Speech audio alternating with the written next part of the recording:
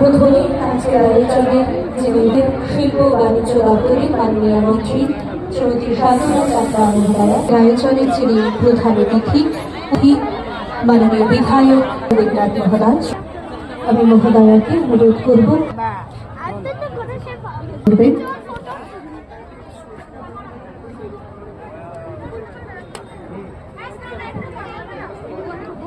একে একে শ্রদ্ধা জ্ঞাপন করলেন। এবারে সামিল হয়েছে, সব জায়গায় রয়েছেন, সেই জায়গায় দাঁড়িয়ে আমরা সবাই